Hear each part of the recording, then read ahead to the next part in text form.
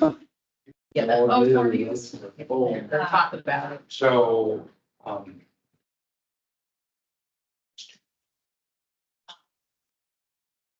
We're anticipating anyway. your dad. Supposed to be in Orange County. Didn't go for a tornado there later that day. So the weather started really nasty in our area. Saturday. I said, don't look at my games. I just, my hand. She said, stay dressed. Yeah. We pajama, like as soon as they did it. Like 4 p.m. So, no, if I don't say, I don't read for lunch, no, there's a jam. Oh, really? Wow, okay. So that's our kind of thing. So. You've earned that apparently. We put in a two-story house, but then in the basement. Mhm. It's right, up the street does. And so.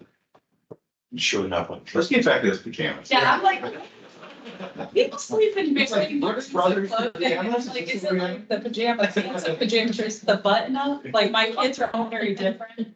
But So we went and sheltered and. We were sharing, I think, story, you know, a lot. I'm not, but like, could have been a lot worse, because it's a rural area, you know, the destruction was limited, but, you know, ruined the, youth leagues based off, you know, certain football. But the historic Governor Kirkland Bridge is Oh, my. covered bridge, so, you know, I just had this feeling all day, like this is. Trust your gut. Yeah, and, so anyway, I have seen I'm done with Yeah. spring weather now. I know, it's so perfect. I know. And you're right. And that's, you know, That's right. I was renovating a historic home right up the street and it's an old bitch for me. And in every storm, I lose windows. So I'm like, oh God, how many What's windows? on? Yeah, the wood panels, I would say those. So they're doing electric and HVAC work this month. And so they're like, hey, call me, like, there's a couple of windows out in the yard. And I'm like, how many pieces are you? Many? I said, just put plastic over it. That's all. Because the contractors don't understand the woodwork. Don't want them going in and hammering those over plywood. from the inside. you also have to paint the wood as well while they're there. I'm sure they'll do that for a low price up. Yeah. You're definitely. Or they send you some. Yeah, that's one you can't replace. Just like- The one that's, okay. Wizard of Oz style. And you won't see how the things. It's a lot of, it's labor. Nobody's here, anything. Oh, so you're not like, I'm just.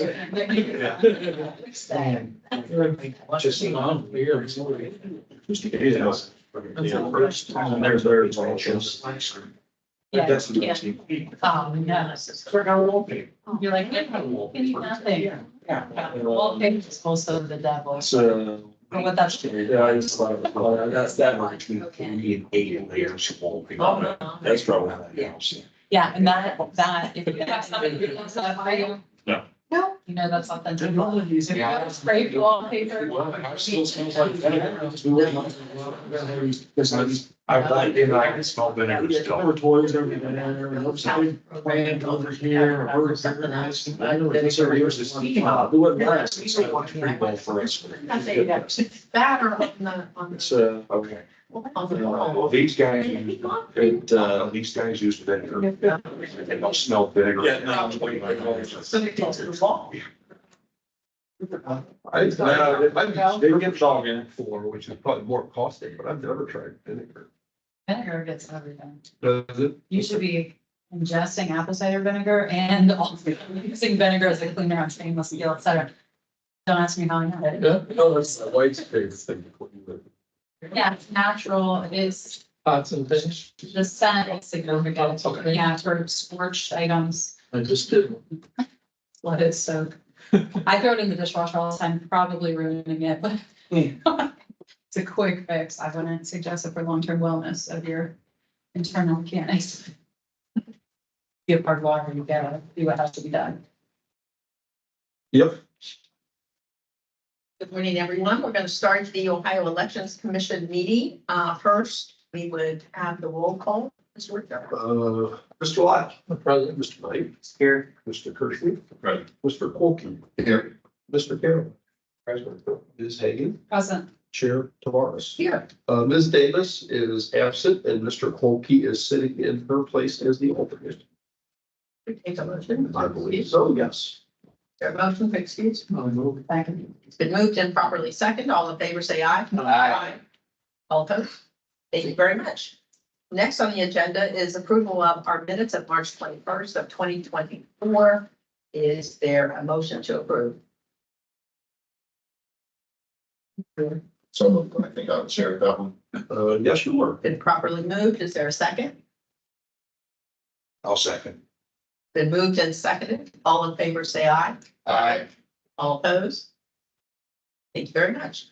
Next, we're gonna go in order today, according to our executive director, Mr. Richter. There are no cases that would be taken out of order, so we're gonna go with group recommendations, no violation. Mr. Richter, this is 2023 R-320. Put that ahead of time, see what the issue. Give me a second.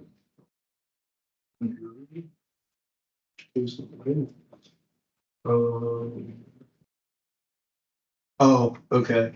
This is a judicial candidate that was referred for making what were identified as improper refunds. There are restrictions on how you can refund campaign finance or campaign contributions under the basic campaign finance statutes, but this is a judicial candidate. And so her explanation went into detail about how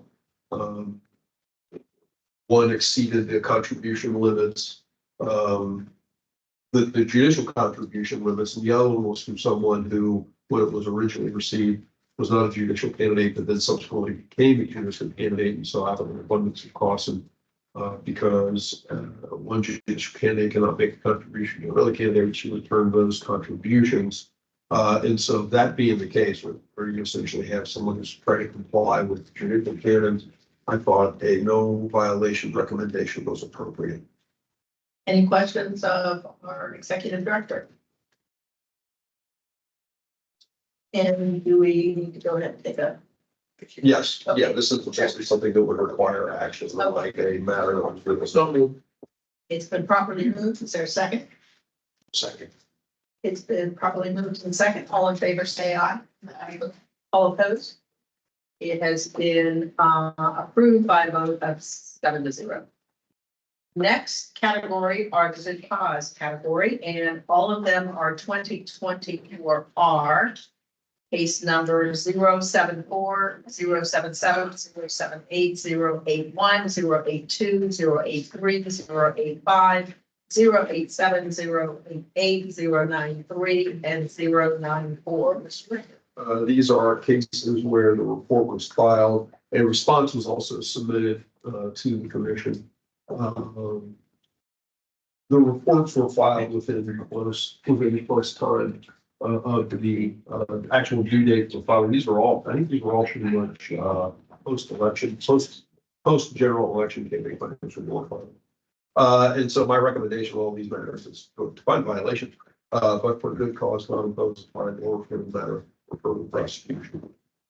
There's one case here where the person was later than a few weeks, but it was when but it was a first-time candidate who was confused by the circumstances, filed their DOT late because they didn't think they were going to hold a campaign committee, or actually, run a campaign, and subsequently made expenditures. And so, because it was a first-time candidate, I guess I'd say give them a break. Any questions of the executive director? Motion? Madam Chair, I move to advance the recommendations of the executive director. Cases 074 through 094. Thank you very much. Is there a second? Second. Thank you. Been moved and properly second. All in favor, say aye. Aye. All opposed? That was approved by a vote of 7-0. The next are the $50 fine category, and those are cases all, well, 2023 R-594, and then the remaining are all 2024 R-075, 076, 079, 080, 092, and 097. Mr. Richter. These are cases where the report was filed, a response was submitted, but the filing was made beyond what I'd say was a 10-day to 2-week period of time. And so my recommendation on these matters is to find a violation and impose a fine of $50. Any questions of the executive director? If not, is there a motion? Motion to accept. Thank you. There's been a motion. Is there a second? Second. Been moved and properly second. All in favor, say aye. Aye. All opposed? That has been approved by a vote of 7-0. The next is the $100 fine category. There are 3 cases, all 2024 R 073, 086, and 096. Mr. Richter. The first 2 cases are circumstances where there were easy for me to say, the report was submitted and a response was submitted to the commission in the first 2 cases, but there was a prior case that's occurred before, at least one prior case that occurred in the last 5 years. The last item, 2024 R-096, the report was filed. It was late. The board acknowledged that, but no response was submitted to the commission. And so under that set of circumstances, my recommendation on each of these matters is to find a violation and impose a fine of $100. Any questions of the executive director? If not, is there a motion? Madam Chair, so moved. Thank you. It's been moved and properly seconded. All in favor, say aye. Aye. All opposed? That has been approved by a vote of 7-0. The next case is a $200 fine category, and that's case number 2024 R-072. Mr. Richter. This is kind of an oddball situation. The report was filed, and it was filed in fairly close order to when the report was due. But there were 1, 2, 3, 4, 5 prior cases dating between 2004 and 2018, in which the commission either found good cause or imposed a fine. All fines have been paid.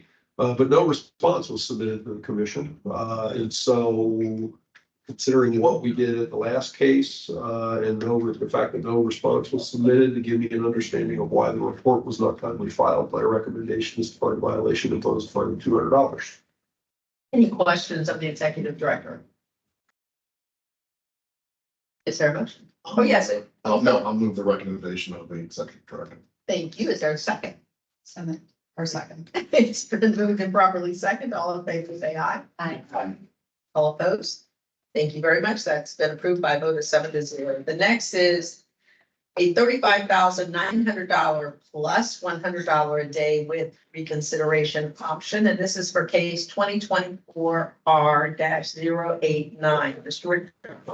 We got a green card service back on this particular case, indicating receipt of our notice.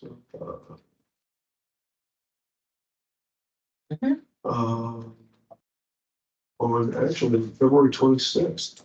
And so with that, prepared to go forward. We've obviously had a number of prior violations. This should reflect the number of days from when the report was expected until it was until today's date. Oh, and I checked with Board of Elections, hoping that maybe in the interim, but the committee had taken care of its responsibilities. Unfortunately, it not. So my recommendation is to find a violation and impose the fine as listed. Are there any questions of the executive director? Madam Chair. Yes. If I may, Mr. Richter, can you, I feel like we hear water bill, about once a month here or every other month. Is this the same? Back in May or June of last year, we had a water bill. We set it for full hearing. That is separate. That's a separate and distinct group than this. Okay. Yes. But yeah, obviously they're having a lot of fun in Waterville. Yeah. But this one does see, I mean, between referrals from the Lucas County Board for annual and semi-annual. They come up fairly regularly, and I know in some of the other matters the commission had before it, we've had it scheduled, then continued it, because we didn't have good service at that particular time. In this particular case, we got a green card back, signed green card back, so we got service on them. So I was hoping, I think the board was too, based on the response I got back from the person who does campaign finance at Lucas County. On this, they were kind of hoping the same thing, but unfortunately, they have not filed their report yet. Interesting. Thank you. Any other questions? Not, is there a motion? So, It's been moved. Is there a second? Second. Been moved and properly second. All in favor, say aye. Aye. All opposed? It's been approved by a vote of 7-0. The next four cases are all 2024 This is continued for service. That would be 084090. sorry, I've been trying to log into the meetings forever, and it wouldn't let me, and then all of a sudden it let me in. I didn't have my- I apologize for that. That's okay. So the cases are 2024 R-084 -090 091 and 095. And these are continued because we didn't get We service. have not gotten service correct, and so just by announcing that, Madam Chair, you have continued those cases. Thank you very much. We're now in the reconsiderations category. The first case, yes, the first case and only case is 2022 R-460. Reconsider the matter, vacate the previous imposition of the per diem fine and instead impose a fine of $250 and also the terminated. Mr. Richter. Yeah, this is one where, obviously there are a couple of prior matters outstanding that the commission dealt with as it related to this person. And I think we had good service on it. I want to think even one time she may have asked, I'm working from vague memory here, she may have actually asked for a continuance on one case and we brought it up and she didn't end up not responding. So we took the action that I recommended that we did.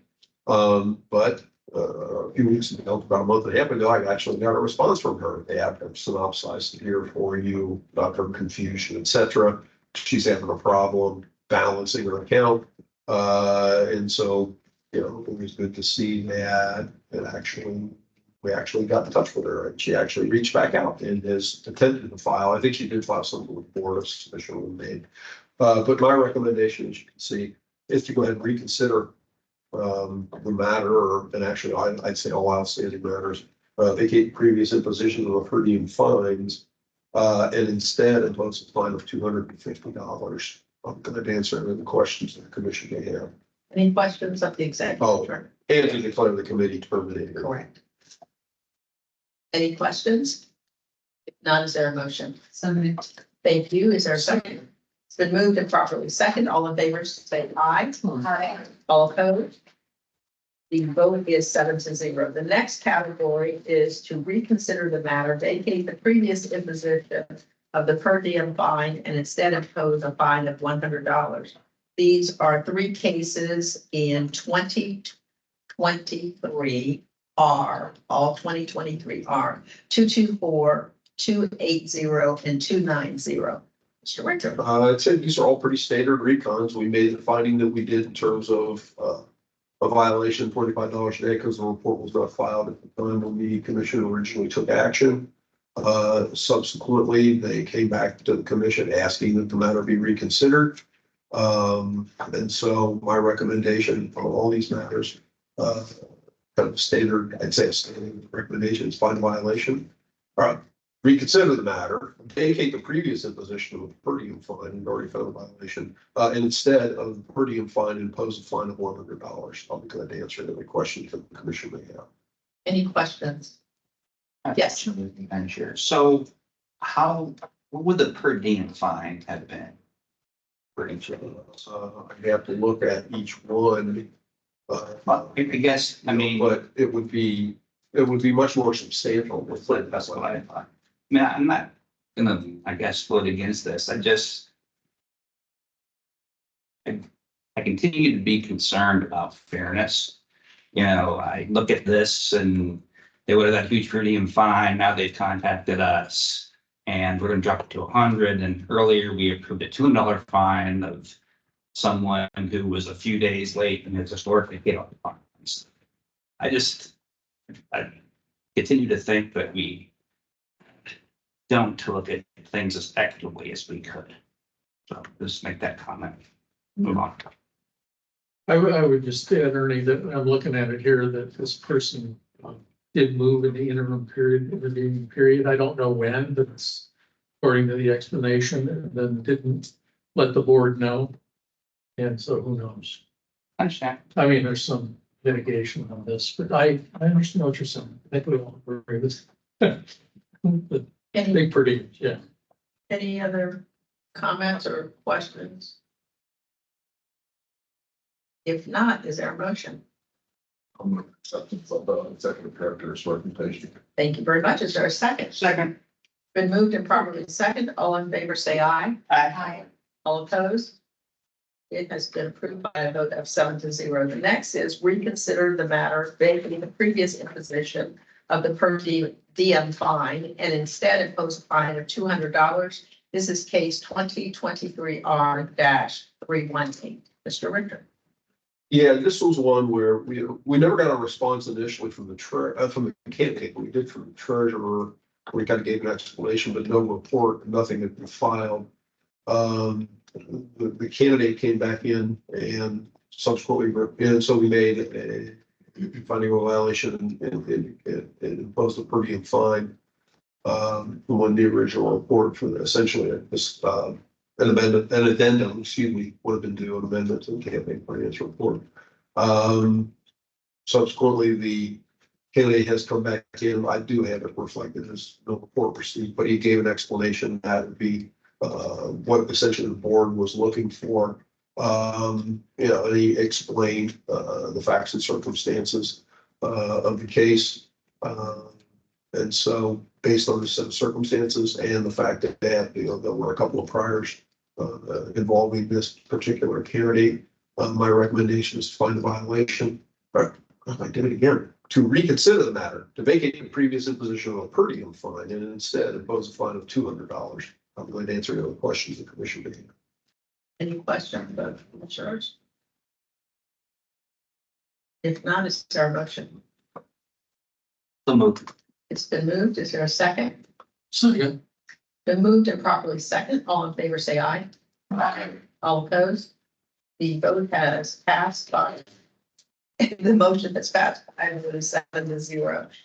That is all of the formal business. And now we have agenda item 4, which is our other business. And this is going to our discussion on our criteria to assess the commission operations.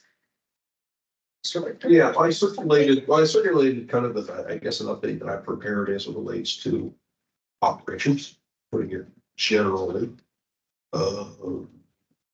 Yes.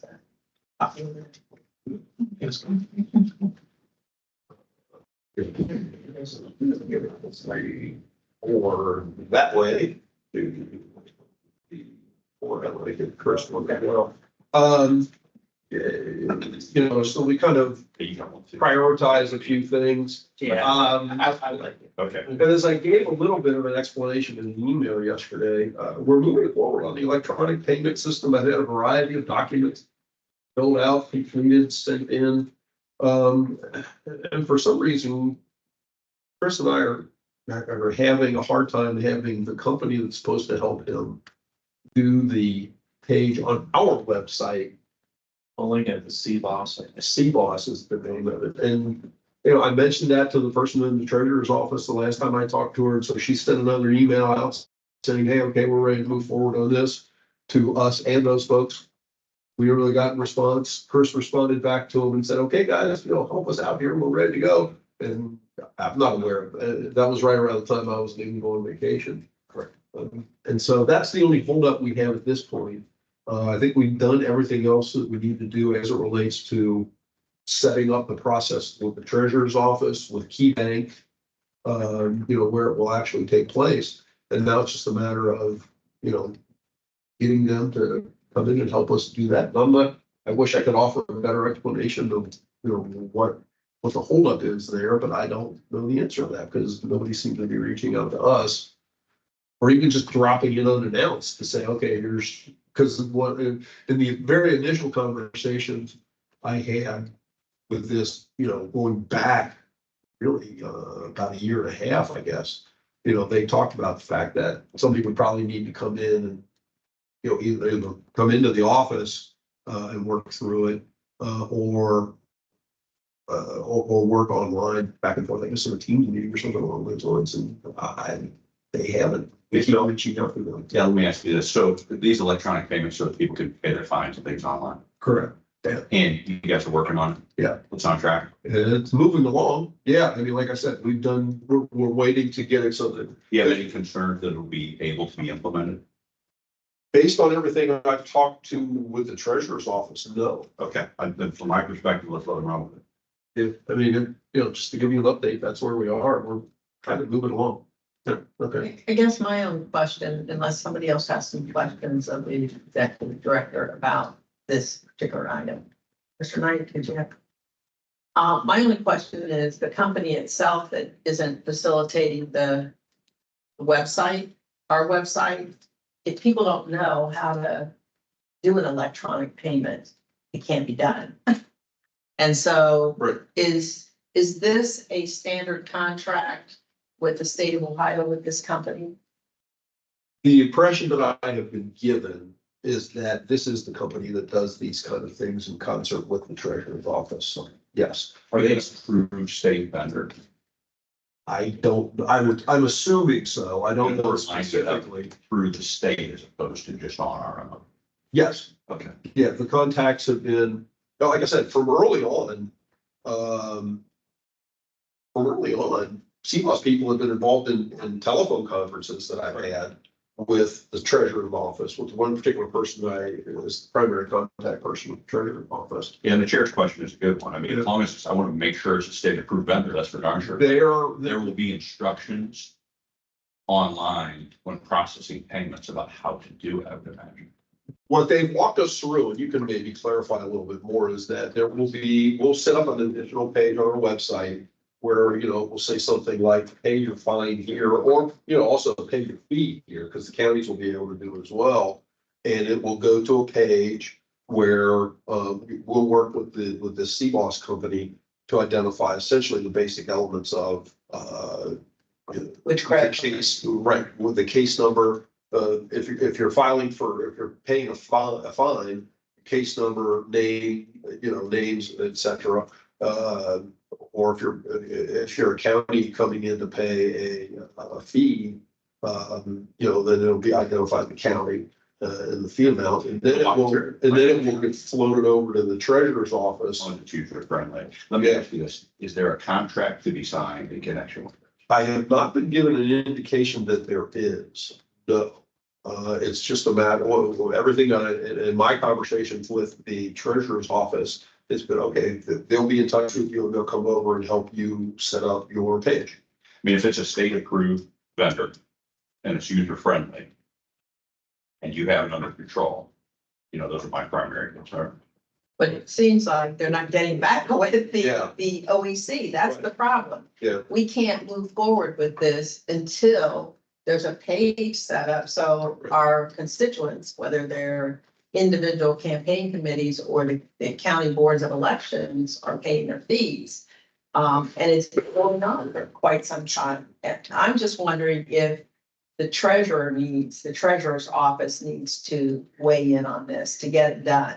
Because otherwise we're wasting time. Right. You could try the old and trusted artificial deadline. Just send them, hey, we're looking to finish this project by X date. Which, like I said, I'm hoping to have it be operational by July 1. They've given me an indication that that's not a problem, that it would be in place earlier than that.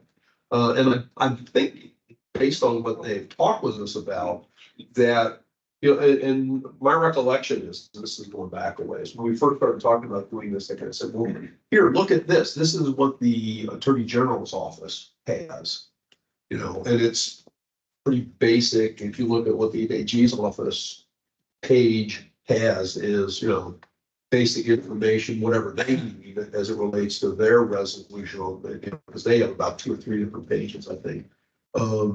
You go through, put the basic information there, and then, like I said, then it ships you off to the treasurer's office website. Well, where yeah. you actually make a payment. I just don't think that this is a complicated issue. Can you manage the process to get it addressed? Oh, yeah. I mean, So my suggestion would be, if you just press whatever levers you think are necessary, I would suggest that you utilize the treasurer's office to the extent that you can, because they should be, they're gonna do a contract. And it's gonna have to be approved likely by the treasurer's office. So, let's just navigate it internally, during regular business hours and get it done, is my thought. Okay. Yeah. We're trying to move forward on it. And then, like I said, everything, all the other documentation that we I have need. a question. Madam Chair, Yes, please. what was the cost of the OEC? There will be a percentage of the transaction that will go to To the I'm credit card guessing. processing. Processing credit card to KeyBank essentially. Okay, And that's, my understanding is that's what the cost is going to be. Depends on how they set it up. Right, and we are choosing to do that. We've already indicated to them that they're choosing to. what about the development cost? That I don't know yet, because I was waiting for CBOS to get in touch with us to, find out what that aspect is going to be, and I don't know the answer to that, and I've not been given enough. So I guess I'm missing the step. So you talked to CBOS enough to walk through what is needed, and they said, hey, getting up by July 1st is not a problem. But they haven't quoted. Right, well, they haven't come in and worked with us, is what they haven't done. Okay. I would imagine that they would be giving an estimate of hours and cost to somebody. I mean, they're not doing this for free. Whether it's the treasurer's office. Right, I don't disagree with you, but I've never had anyone reach out to me with any kind of indication of what that's gonna be. Okay, thank you. And Madam Chair, Carolyn, go ahead. Commissioner Lang, I've worked with a few of these companies that, do the processing, maybe you have too. But nowadays, most of the time, they've already got the body built.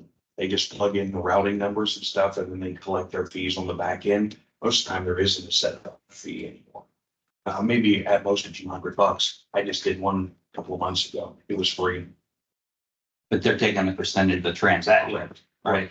Above and beyond the credit card processing fee. No, I mean, well, maybe. We would have to, because Viva and, Discovery, Yeah. that's for getting that. Yeah, no, I see what you're saying. Yeah. So there's an additional fee beyond that. I mean, regardless, we should know what those numbers are, and if we're gonna incur any of it. Mhm. Yeah, absolutely. Any other questions on this item? I would just say I'd like to see, an update at our next meeting with some meaningful progress, so that there's, I'll disagree with you. And the only point I would encourage is that you follow up with whatever phone calls you've made with an email to them, so you have documentation of the numbers of times that you tried to get resolution and action taken. Because if it's not written or documented, it didn't happen. We do have emails fast and direct. We will move on to the remote hearing capabilities, virtual hearings. This is just a matter of, first of all, getting an opportunity to go out, and our thinking is, as we've discussed it, we're gonna try to make this as simple and direct as possible. Going out to Warfare and Best Buy, we can give them, the indication of understanding that, us purchasing this, just sort of, I'll probably just use my credit card or account, purchasing a substantially large TV and the necessary Yeah, whatever else we need to do in terms of a camera, et cetera. Getting it, what I'm wanting to do is, over the last few weeks at least, wanting to do it on a day when Betty's in the office so that I can go out and do that. Betty's was off on vacation for a bit while I was after I was off on vacation, so we haven't had the opportunity to do that. So hopefully next week we'll be able to do that either Monday or Wednesday. And get out and get that kind of stuff purchased so that again, we can get that functional and operational by July 1. You're looking at the unit on wheels. So you, I mean, because that would be so much easier. for Well, You guys to be able to wheel it.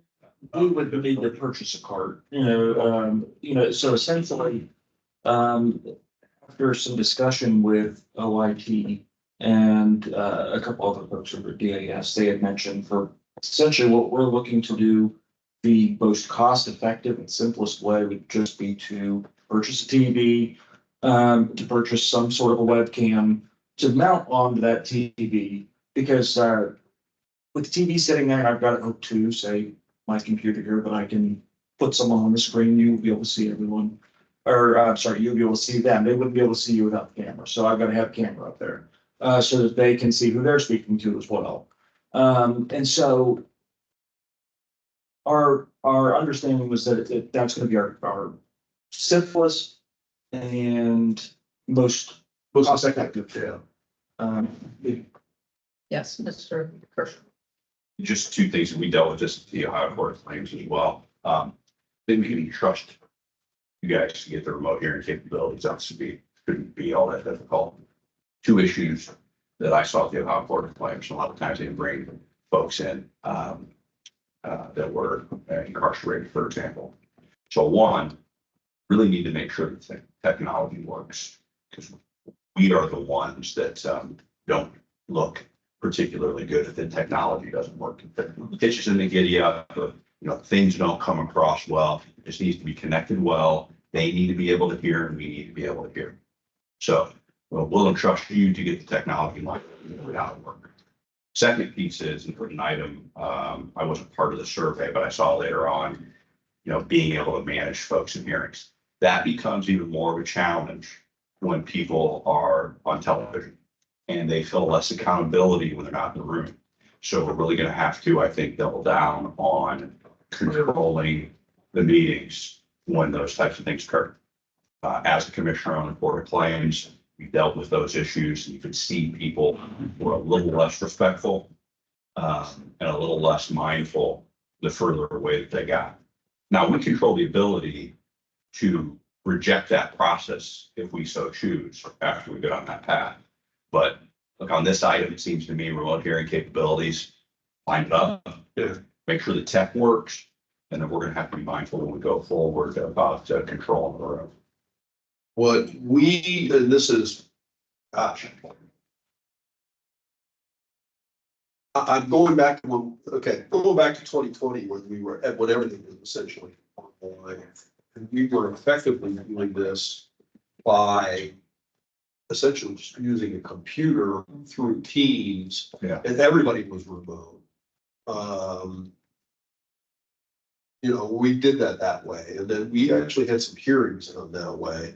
But the original conversation, I can't remember whether you guys were involved in this or not, was our thinking is we'll do preliminary reviews remotely. Yeah. But if you're coming in for a hearing, if the commission sets a matter for a hearing, it's in person. Unless there's extenuating circumstances, just like, you do status conferences on the phone, the real deals. Yeah.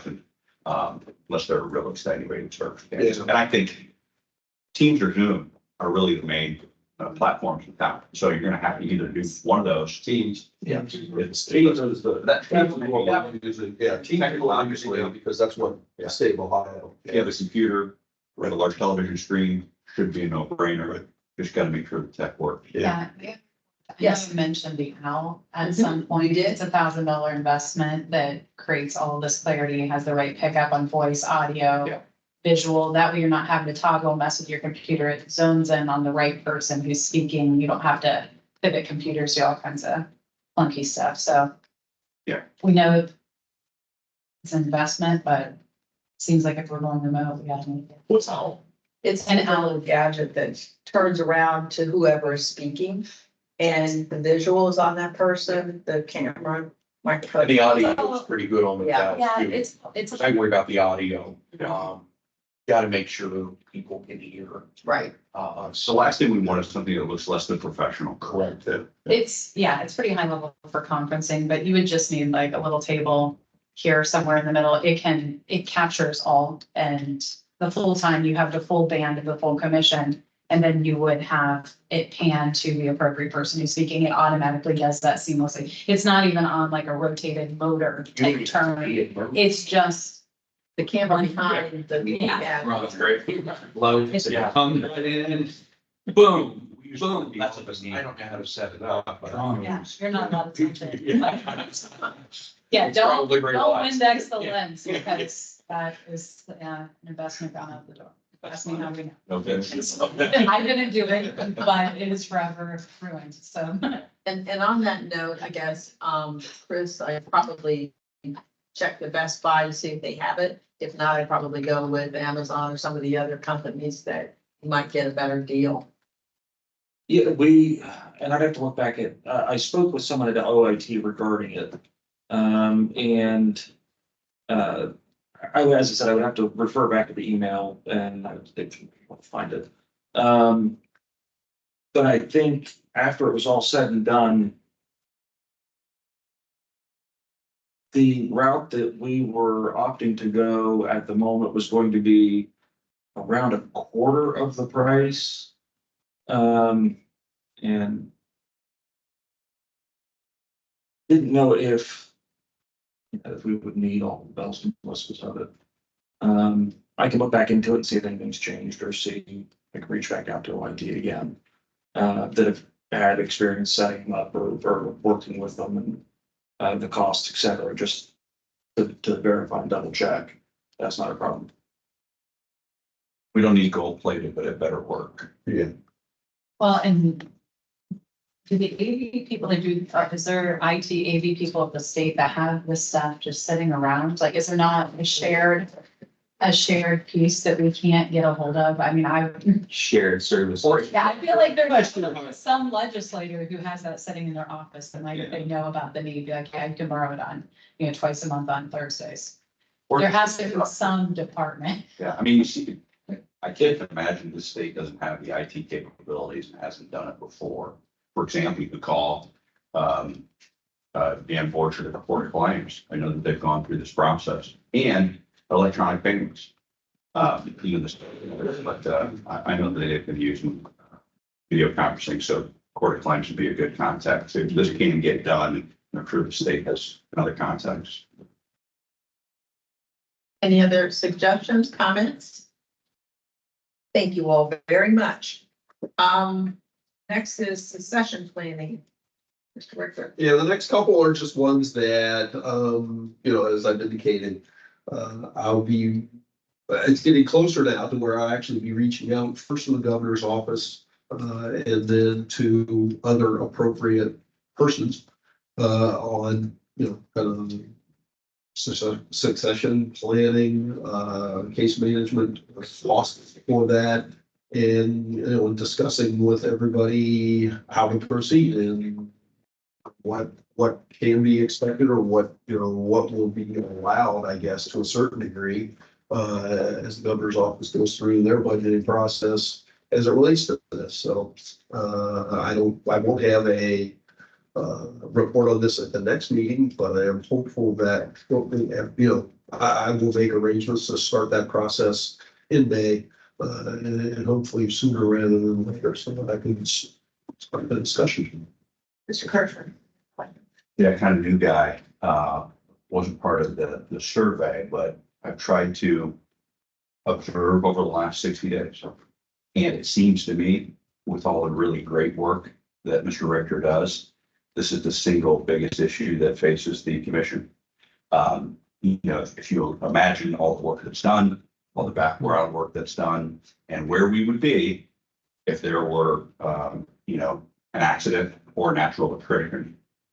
Is there a timeline that's been established for succession that need or a successor, if that's the primary issue. I was thinking of remaining here as long as you guys want me around for another couple of years. At least through the next budget cycle. So that, not only am I putting in this, this fall, we have to put in the budget, That summer 26, is that what I'm hearing? in that timeframe. Okay, and from my perspective, the ramp up to summer of 26. I would love a year. There's a lot of institutional knowledge and other issues. Because the succession of Mr. Richter, well deserved, is a departure. We're still left with the management of the commission. So it was just important to me to understand, okay, what is the timeline? Is that timeline summer of 26? Now we know. I would suggest maybe a committee out of this group to really manage the process and move it forward. I don't know how the search begins, but it's not necessarily going to be easy to find an attorney that wants to manage this process and could be potential for long term. And I also think we have to be cognizant of the fact that first person might not work. Normally don't. The first appointment or selection after a long-term or only executive director of an organization lasts a very short period. And so if we need to pivot at that point, but I think it's a really important issue. I guess it doesn't matter if we don't start until May or June, but unless it would be out of order, I would suggest maybe a committee of this group to help work on and manage that process. But I'm certainly open to disagreement with that as well. Any comments on the suggestion? Yeah, I would just ask the question, Phil, what do you, knowing that and probably agreeing with that profession, what do you feel is the appropriate on-ramp timeframe for mentoring somebody to take in the breadth of knowledge that you have from a legal attorney perspective? Yeah. Because that's the candidate that has to be available, right? I was, as a very broad sense, my thinking was, hopefully getting something in this next budget, if not in the next fiscal year, in the one after that, which would then be that second year there, to have someone come in and either ride along, for one of the better phrase, or do something along those lines, and if possible, maybe even next year. Yeah. As the process proceeds. And so then in that 2-year time frame, so that then I'm stepping out, as the next budget cycle. Not the next one, but the subsequent budget cycle. Right. So that person can have some understanding of what the commission does, how it goes about doing it there, the financial aspects of it, and then being in a position where that person is being able to put in the next budget, in October of 26, in a situation where they're not, just feeling like it's already dumped on them to a certain degree. I would also say that we need to be cautious and aware of whoever we're bringing in, like, nobody wants to mentor the person that thinks they already have your job. So it's helpful if that person is coming in from a position of legal infrastructure awareness. And then if and when they are fit to succeed you, we would still have the authority to make that decision. Full transition, because maybe we find that having that complementary legal piece with the right leadership role is a better complement. And I think we need to sustain that flexibility. Yeah, that's right. Any other comments? And perhaps there, the assistant staff attorney, if we're all out here, but you're, I mean. You want to have the flexibility. Because in theory, the new hire after Mr. Richter's departure would then have to be hired by the commission. It wouldn't necessarily be preordained. Right. Yeah, it's true. Maybe we don't like what we see. Yeah. That's why, and so I think maybe a committee that addresses this a little bit more consistently, as opposed to at these meetings might be helpful, because I think that there's going to be some work associated with advertising the position, interviewing for the position, hiring, and I would like the commission to be part of that as opposed to just the internal folks. Any other What questions, is our- comments? I have a comment. Thank Just thinking about timeline, right? If the summer of 26 is the goal for having somebody ready, we really need to have decisions on all the things that you said by summer of 25, which is a year from now, right? At the latest. At the latest, at the absolute latest. So, you know, the time's now to start I agree. digging in. Other questions, comments? Yeah. That's clarity. And in terms of decision making, is it the commission's sole responsibility or their external input? The commission is responsible for hiring my position, essentially. I was hired by the original commission. And if you look at the statute, you know, the commission has the ability to hire this position, and it's specifically theirs. Now, you know, should there be, I guess, due respect given to other potential inputs? You know, trying to be as evasive as possible in that answer. I would say yes, you know. I mean, to a degree, no different than when we're going about filling the independence position. You know, I consistently reached out to the governor's office to say, you know, hey, is there anyone you would like to recommend to us to fill that position? You know, I think something along those lines, you know, being respectful of other offices in the state of Ohio that might have either an interest in or some valuable information as it relates to fulfilling this position. I think that could, you know, that could be a part of it, yes. And I think from the committee's perspective, it's important to understand that I'm sure that everyone on this committee wants it to be a collaborative decision.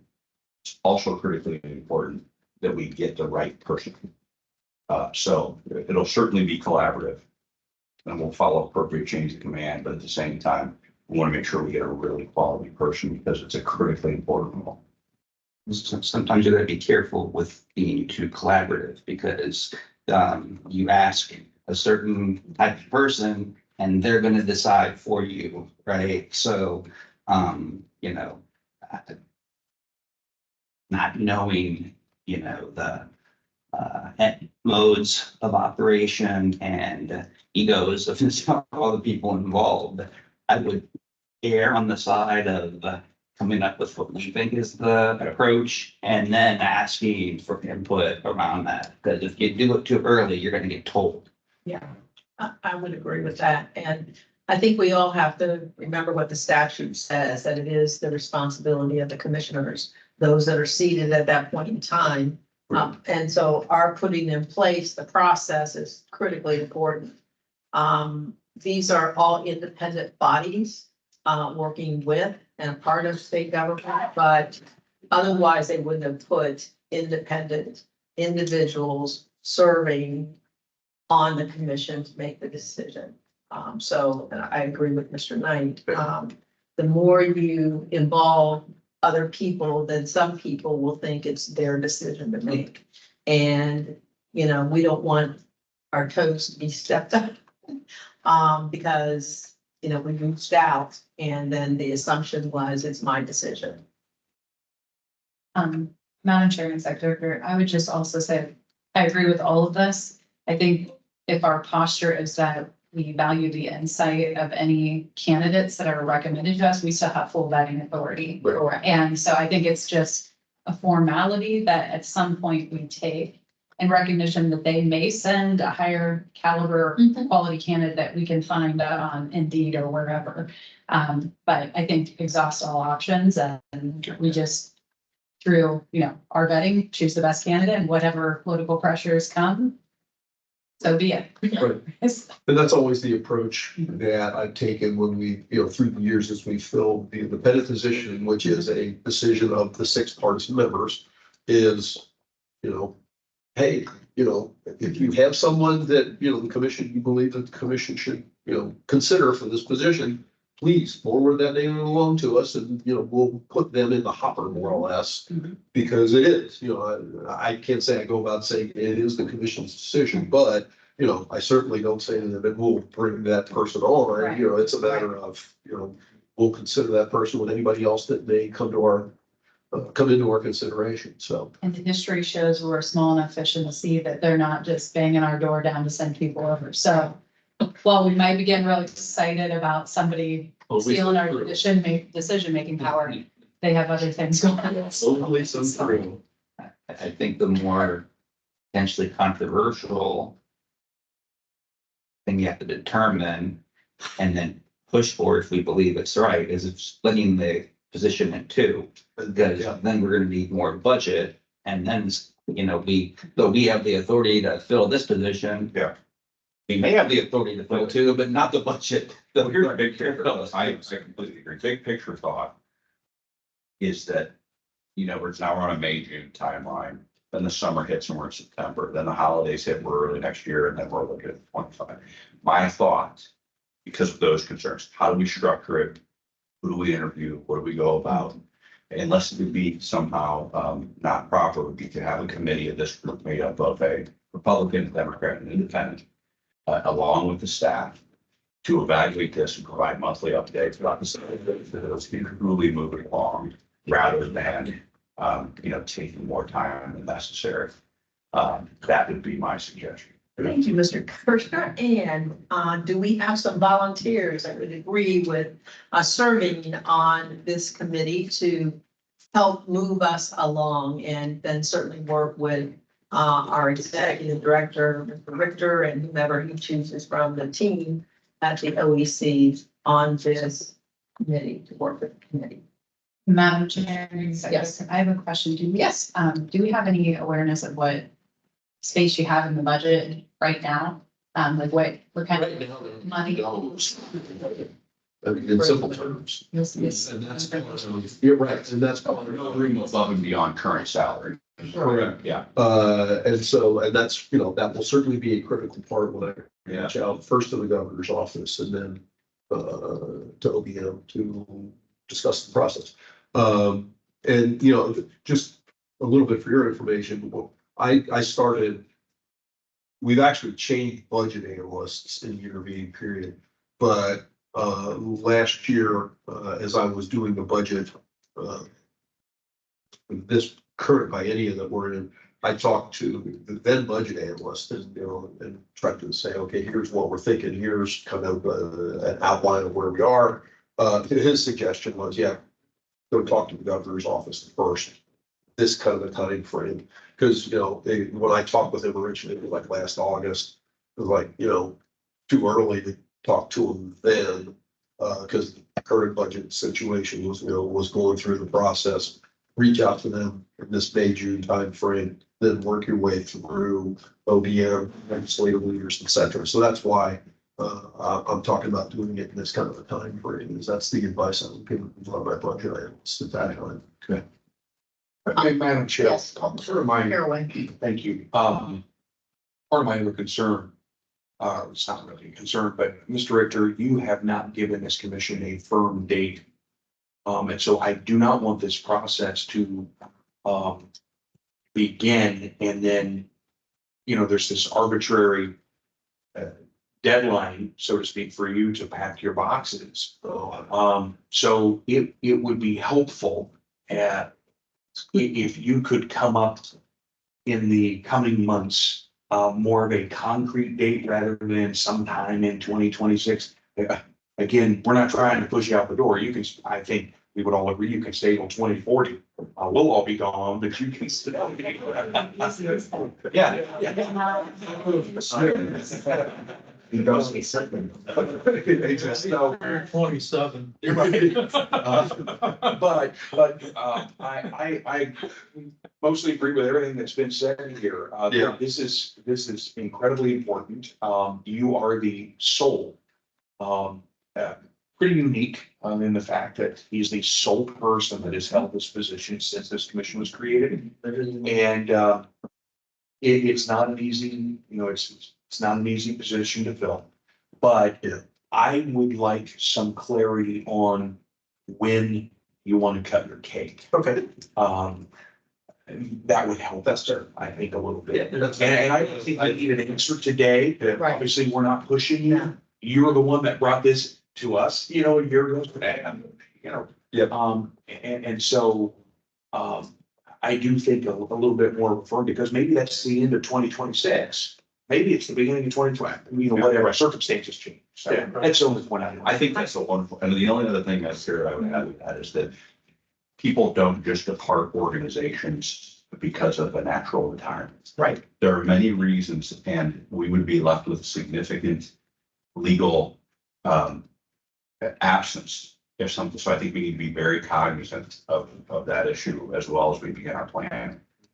I just want to reinforce that point, Mr. Kirchner, because we need to look at succession not just for departure from the commission, but also if there was an extended illness, or if Phil wants to take a sabbatical, whatever the case may be. That we need to be prepared for that, both on the short term and a long term or permanent departure. So, I think we need to think about this a little more. I think Phil can think about, what's best for him. And then we can put together this committee, whether we do it today or whether we do it at the next commission meeting, to really all of us think about this, think about what we need to see in the succession plan. And then I guess my other recommendation is for us to look at some succession plans. When I put mine in all of the nonprofit organizations that I've had it, and similar to the commission, because commission is government. But, I looked at many succession plans. And in some cases, you have somebody identified. In some cases, you have somebody that's going to come in on an interim basis to fulfill your responsibilities. In some cases, you divvy up the responsibilities for your position for a short term versus a long term. And so I would ask that each of us look at succession plans before we decide on whether we're going to have a committee. And I agree with Mr. Kirchner that it definitely should be representative of the commission and be bipartisan and inclusive of our independent member, so that we can move forward and know that everybody's in sync of what we're going to do. And then Phil, give you some time to come up with what you believe is where you want to go. Okay. Sabbatical. Yeah. So you probably have enough vacation, so I'm still out for a long sabbatical. Yes. You could probably just go on sabbatical till like the end of the but don't do it. Yeah. But no, I want to echo the sentiments of the commission that this in no way is to push you out, but to secure and come alongside you and Chris and make sure that you've got the support for this institutional knowledge. Like we don't, and that I think that's key for this being a legal junior legal staff, and you might be the hiring point is a better price point if we're looking that way and growing somebody into that ability or complementing another professional that could sit here and govern this meeting efficiently and effectively with the appropriate legal support. Yeah. So, that I want to make sure you know that is not our intention, is not, and it's based off of what you're sharing with us, not what we're wishing of you. Oh, I appreciate it. Thank you, Commissioner Hayes. Well said. Yeah, no, I appreciate that. And it is one of those things that, That's my guess. from the time I took this position until a couple of years ago, it was like, I can't say I never thought about it, but there was one particular time where I did think about it. But it's like, all of a sudden, it's like, okay, this is real now. And so it's like a matter of, all right, we gotta do something to make sure, this place goes on functioning well. And it means a lot to me as well, after having put much time as I've done here, to make sure that I'm not leaving it in a worse position. Well, and Phil, we said nice things about you, and then you said when we started, you started thinking about retiring. So I didn't think we need to work on ourselves. So, information on self-growth. That's okay. That's okay. Thank you all very much. I think this has been a very helpful conversation, and let's put this on the agenda for our next meeting, and then we can have a better idea from each of the commissioners on what they'd like to see in a succession plan. I really encourage you to go online. You can look at them. You can talk to some other organizations that have successful succession plans. Reach out to get copies, and you can take the names of the organizations off so that they're anonymous. But that would be helpful, and we can share those with Bill, and that way he can be reviewing them as well. Yeah. Next is a case management system. Yeah, well, I mean, this kind of dovetails with what we've just been talking about in terms of it'll be interesting to see how much leeway this commission would get from the governor's office and from OPM in terms of, okay, I'm thinking about retiring. And a part of it is, as my wife continues to encourage me, leave it in a better place than you started. You need to do something to make sure there's, it's in a more modern way in terms of dealing with cases. And that gets us to the case management system in terms of, we've received a bid for doing it from Matrix Development, as I indicated there, which from discussions that I've had with Liquor Control Commission, which is on our floor, who's in the process of, they've done some and are in the process of implementing others. She gave me a couple of other references in terms of who else has used Matrix. I talked to Paul Nick with the Ethics Commission. They have done that as well. So they're obviously a state contractor. And my understanding is there are not only those two, but there are other organizations that are very pleased with what that organization has done in terms of putting them in the system, getting them into the system and doing it. So I'm kind of focused, I'm really to a degree focused on them because of that kind of history. And they have given us a bid that's not crazy. I don't think it's like $15,000 or something like that for the initial. And then there's so much, monthly cost in doing it. And so it's not a small nut to crack. But it'll be interesting to see how much leeway they can get, I get from the powers that be that help determine what our budget is. And so that's gonna be a part of the conversation. And when I go out to talk about, the ED position, I'll also be talking about doing that, and putting it hopefully in the next budget. Budget process, so that, hopefully next year at this time, we're talking about trying to implement that system and getting it online and then being able to pay for it down the line. So anyway, it's in process. Thanks for your work on that. They kind of walked us, they walked Chris and I through, a basic outline of, what it would look like. And I think it could be very effective. And very beneficial. What do we use now? Microsoft Access. That's what it is. Anybody have questions? Yes. Madam Chair, asking for Bill. Bill, I think you told us before, but what are we looking at for actual number of records?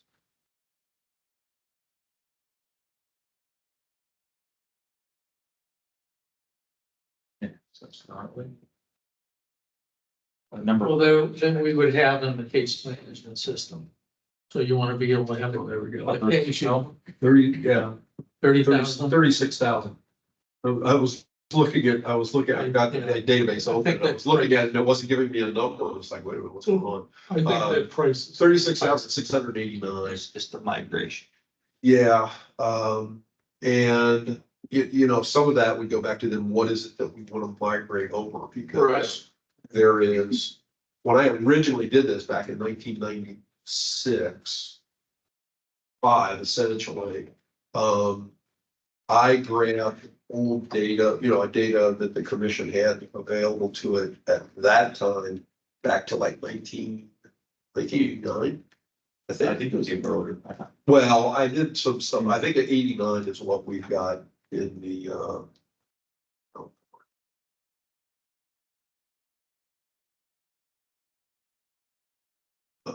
You know, and I don't know that it would be necessary to.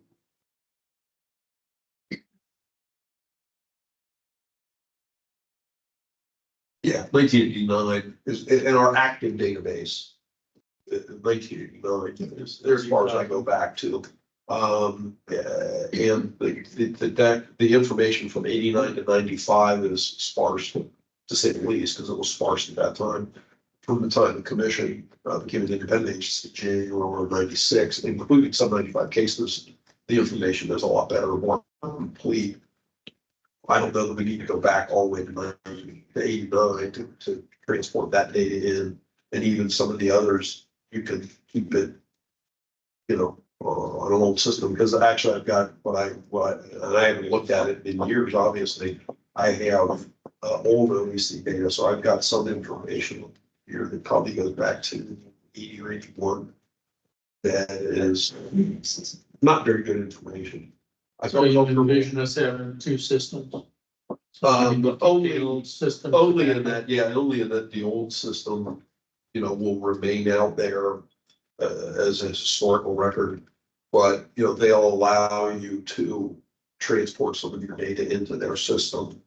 And then- You know, and so like if we did it from, I don't know, let's say even 2000 forward, you know, then it will have that kind of information as a part of the new system that we have. And if you need to go back to anything past that, it would be still maintained in an Excel file. So this all goes through the state servers, is that how this would work?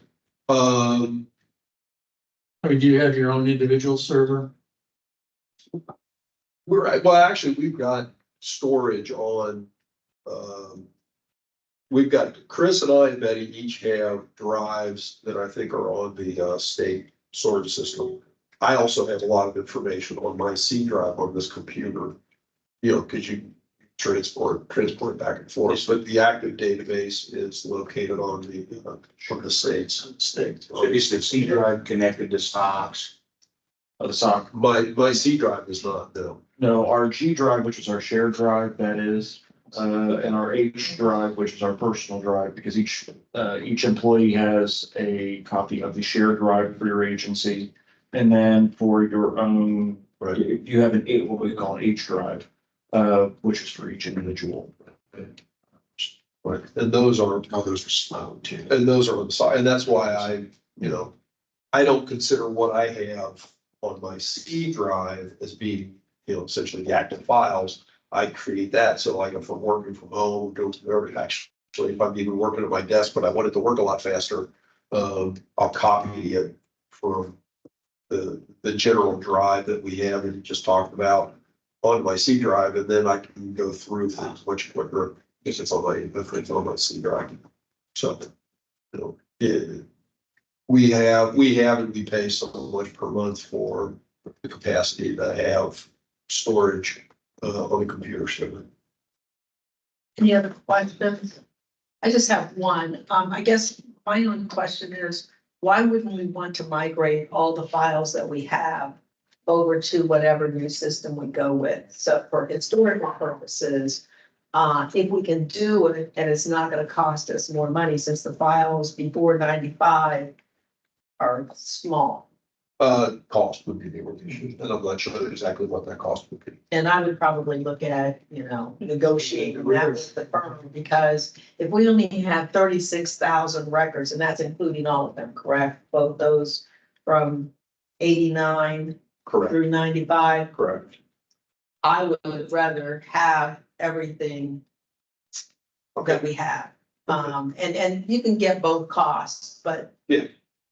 it doesn't seem like 36,000 records is an enormous amount of records to store. Okay.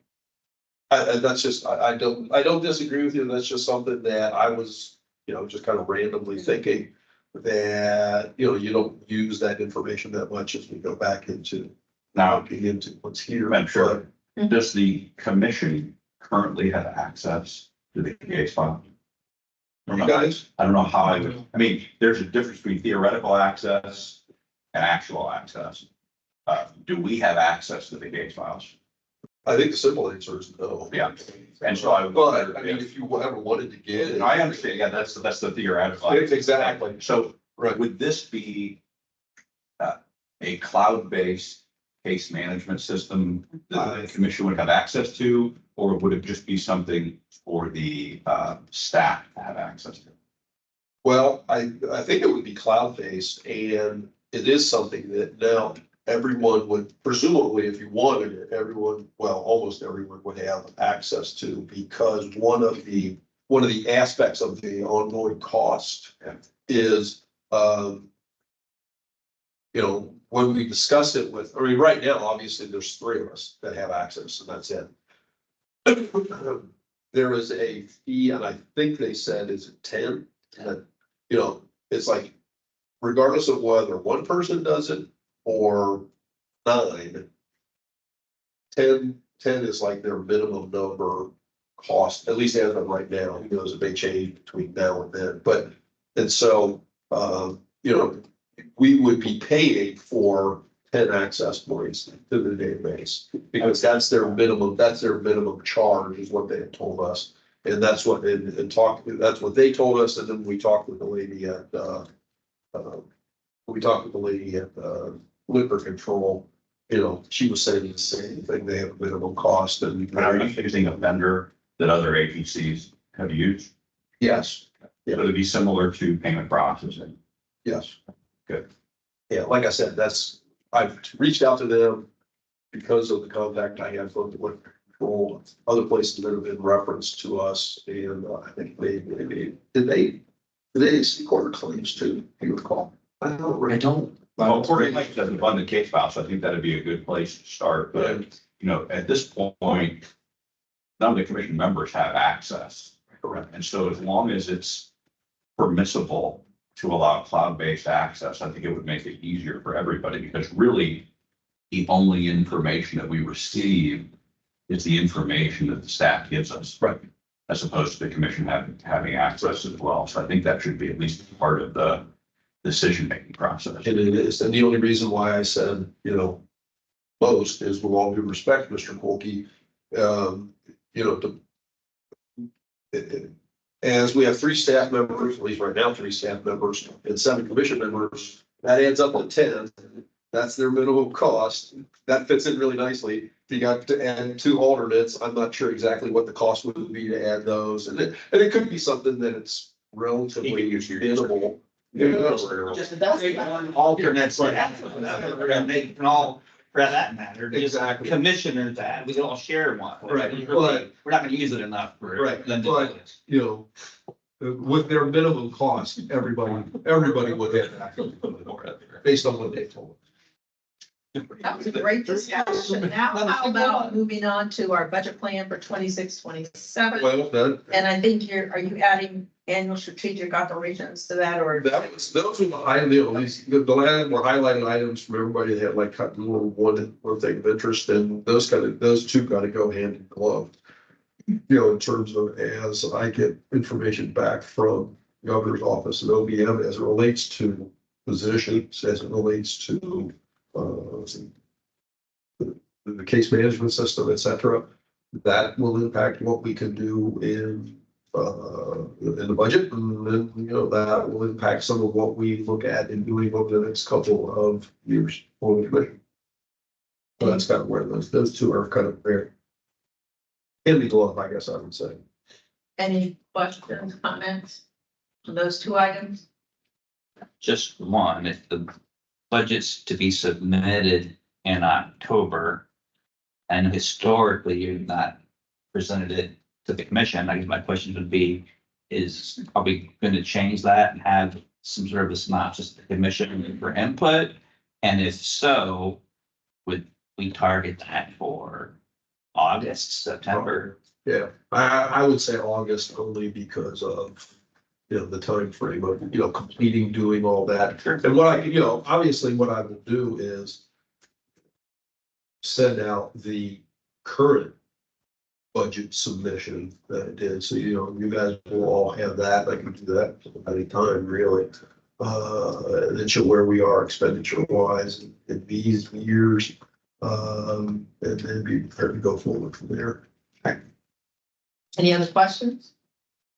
If not, the last thing we have on today's agenda is the identify more fair and consistent rubric for the fine determination, and this was brought up by Commissioner Knight earlier in our conversation. And, you know, I have a document that I can't remember whether I circulated to you or not, but I think it's an old one. I looked into updating it. I'll try and get that out either later today, et cetera, so everybody can have it in hand in terms of kind of the general outlook that, you know, because I mean, right now, I am the rubric when it comes right down to it, based on, you know, what I have done over the years, how the commission has previously directed me on certain things, and I've gone through those explanations before. You know, and so, that's kind of where it is right at the moment. And, I have no problem being questioned on any of my decisions or recommendations.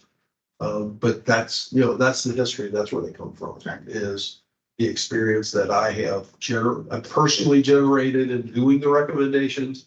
And at various times, the, you know, recommendations that I've gotten back from the commission. And, you know, and obviously some of the comments you've indicated as well, Mr. Knight, you know, I take it into consideration as I'm thinking about how to, you know, deal with, you know, the explanations that I've given, the circumstances of the case, you know, how many priors they have, all those kind of things, kind of feed into that. So I will update that and get that out to you, if not today, early next week. Yes, Mr. Kirschner. Just one thing, I would like if folks could indulge me and have a little bit of time to do a brief executive session after we're done here. Everyone okay? Presumably concerning something that is within the parameters of an executive session, because we haven't otherwise previously identified on an agenda. That's the only concern I have. There are procedural matters that have nothing to do with substance in any cases from that I perspective. don't know that that's, Well, then, yeah, tell me about the process. for going into executive session. I don't have the actual elements of, you know, how you go into executive session. But, you know, for the commission's consideration, et cetera, historically, it's just been conversations with attorneys on legal issues that may be pending with the Attorney General's office or whomever, and or discussion of personnel. It's mostly personnel issues that I thought we could go into executive session for, but we could do it at the next meeting if it wouldn't be appropriate procedurally. Okay. You know, I mean, that's the only concern I have is, you know, if you have to have a basis, and there's like 7 different bases for 1, 2. It doesn't have to be on the agenda though, right? If, like, for example, any of us could make a motion based on one of the criteria, I would like to propose executive session, you get a second and you have to vote on it, right? It doesn't have to be on the agenda. Right. No, I'm not disagreeing with that. It's just, you know, historically, that's been the manner that we have On it. gone into executive session. I would move on the basis of personnel and procedural matters that are going to executive session briefly here today. Second. Then move. No, that requires a Voice. voice. In- Yeah, a roll call. Yes. I'll figure out how to say it at some point. It's been moved and properly second to go into executive session. Mr. Richter is going to call the roll. Mr. Colby, Yes. Mr. Carroll. Yes. Mr. Lyle. Aye. Mrs. Hagan. Aye. Sorry. Mr. Knight. Aye.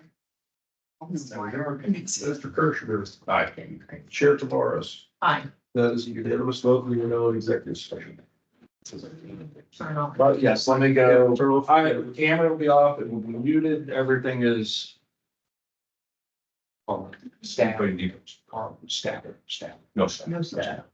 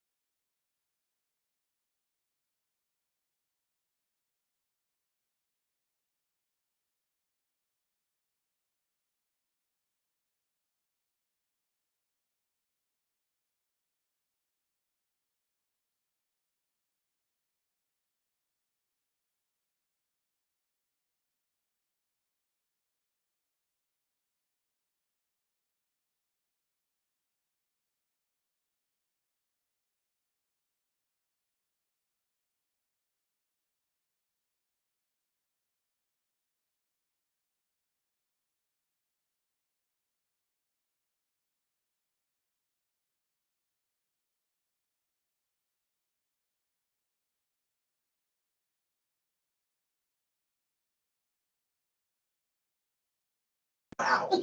Sandy, you need that again? Yes. Yes. Oh, I'm sorry. The motion to come out of executive session was made by Commissioner Polky and was seconded by Commissioner Kirsch. And it was approved 7-0. Okay. Okay, we were discussing personnel issues and I'm gonna call on Mr. Commissioner Polky to, give an update. Hi, Kirschner, sorry. Madam Chair, thank you for the executive director. We just had 3 items to update before we start today. We did confirm that as it relates to succession planning, we'd like to create a committee in advance of the next or as part of the next meeting, where we'll have a Democrat, Republican, and the Independent to work with you and your team about succession planning so we can advance that. Much of that discussion was included as part of the meeting. On the reporting that we received in advance of the meetings, we would like to work with you on a more user-friendly working agenda.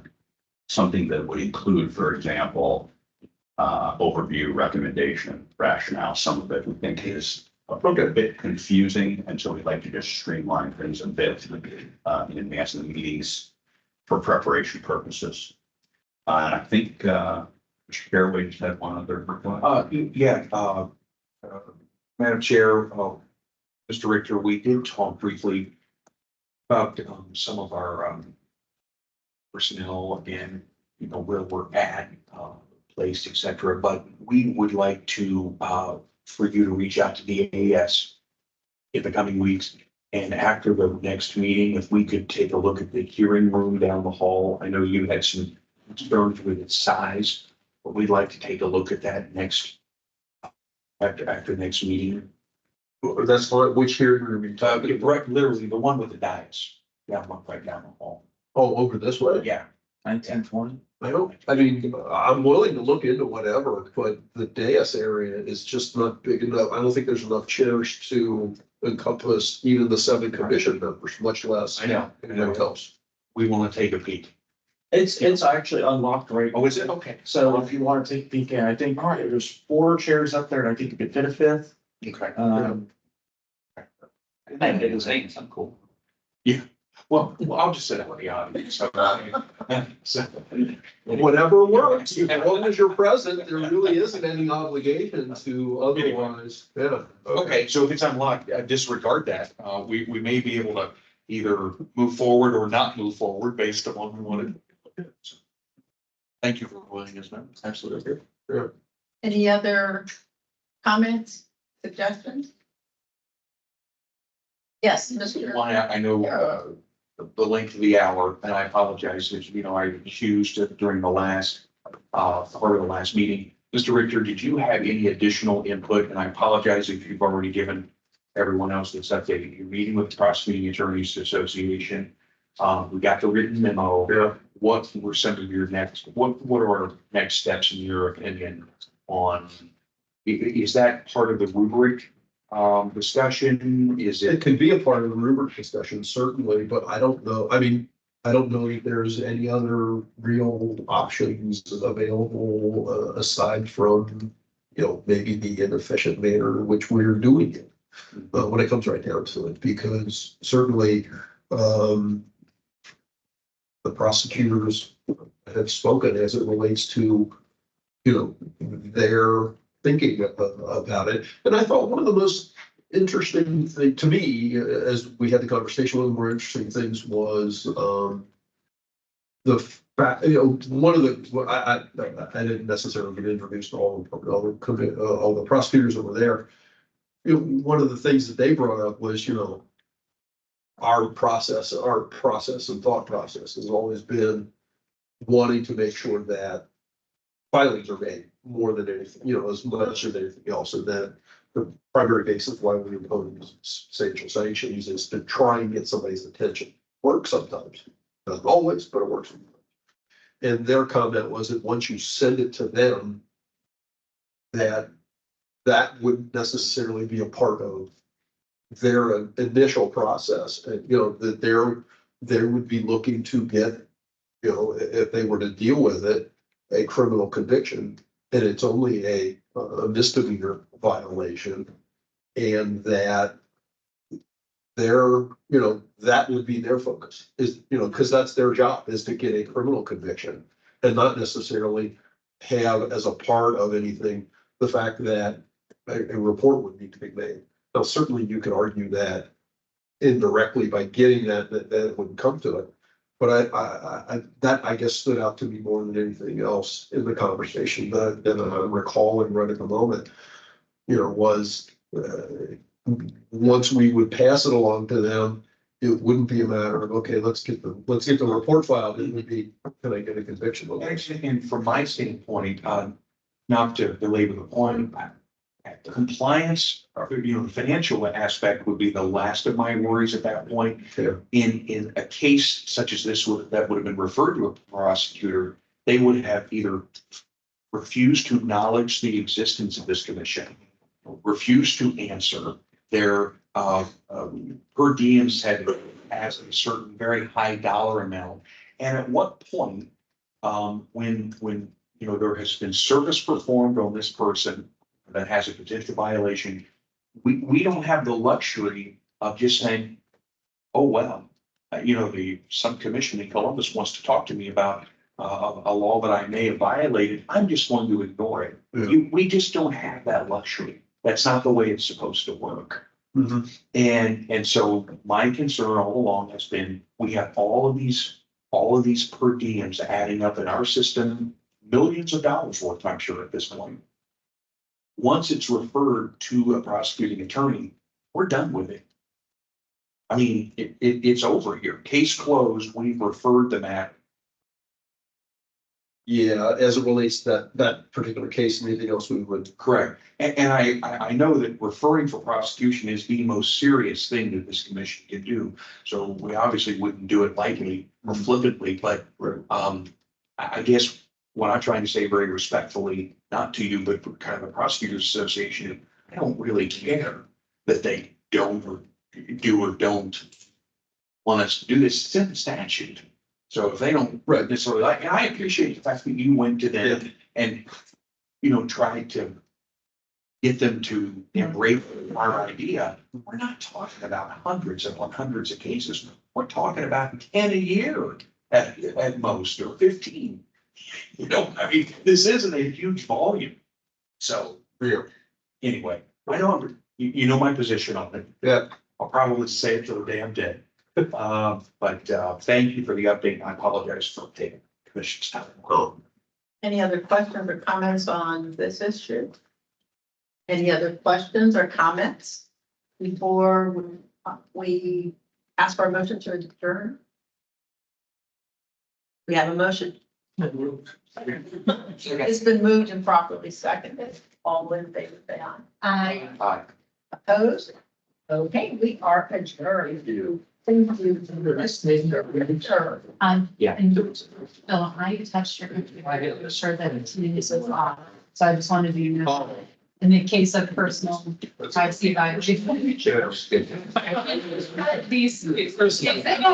Oh, yeah, her fingerprints are all over. Yeah, I just needed to let you know, because I was like. I double check. I'm like, By the way, Phil.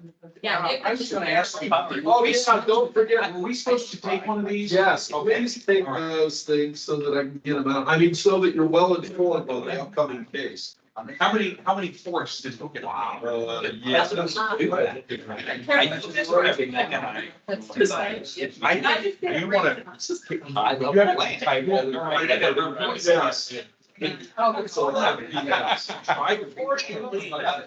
want one? You? A lot of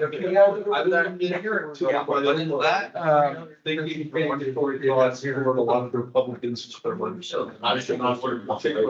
got.